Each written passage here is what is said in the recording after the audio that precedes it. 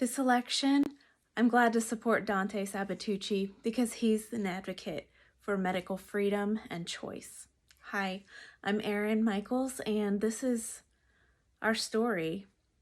I lost my husband to COVID pneumonia this January, and we endured a hospital stripping our freedom and choice away due to their COVID protocol. At the time, severe COVID cases were forced to be in isolation for 20 days after a positive COVID test. He was fighting to breathe and live alone for a week before he was sedated and intubated on a ventilator. Even though we both had had COVID at home together and my COVID tests were showing negative already, didn't make a difference. I wasn't notified when he began to struggle to keep his oxygen levels up. And then was put on a ventilator, even though I was continually told that they would call if anything big happened.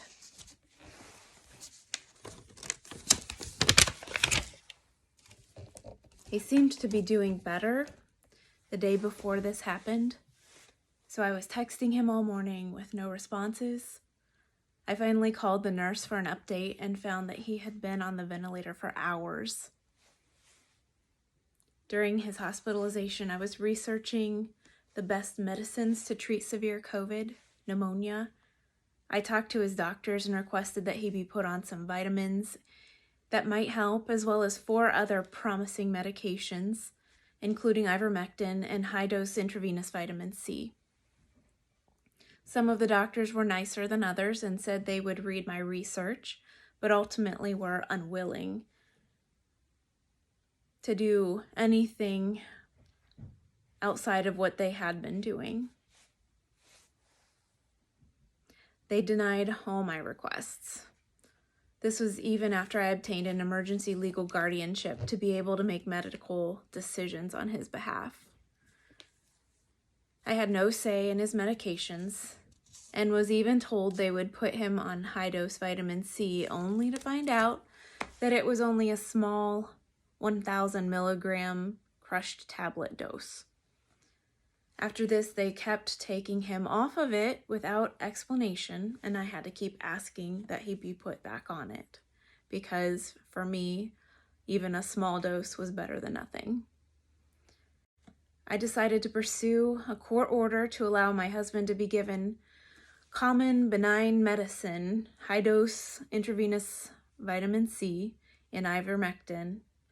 The doctor on the floor at the time became frustrated that I kept asking for better medication and yelled at me right over my husband's bed that he was tired of my questioning and that he didn't question his mechanic or his furnace repairman on how to fix them. I was just shocked that he would compare my husband's life to a car or a furnace. This was a person.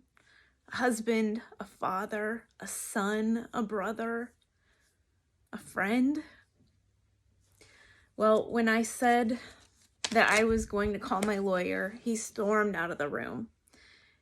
And then the hospital started punishing me and my family by limiting the people who could visit him to immediate family members and myself only.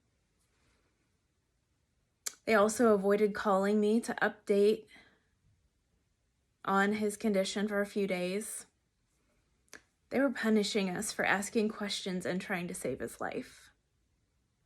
It was like he was a prisoner at Altman Hospital with no say in his treatment.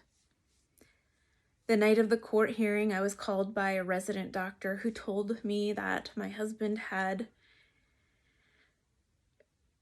air in his chest cavity building up and recommended that he have a chest tube inserted to drain the air. He did not tell me that it was urgent because the air had caused his lung to collapse. It wasn't disclosed to me until a nurse casually mentioned it the next day. Just that next day, his vitals plummeted, and I was told that he wouldn't make it much longer. The day shift head nurse lifted all the ridiculous visiting restrictions so that our 14-year-old daughter and the rest of our family could spend time with him and say goodbye that day.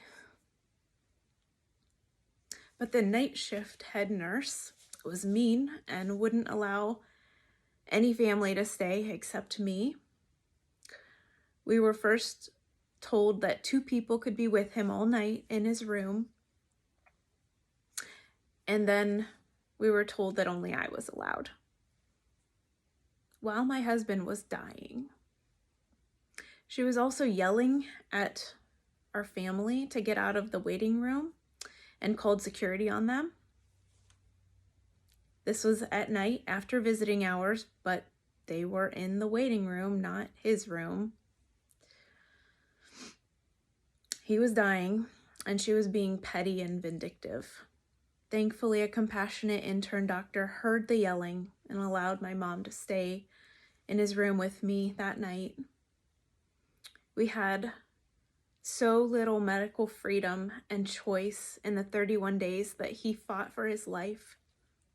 We have to stand up for our rights, and I'm thankful that people like Dante are willing to do that.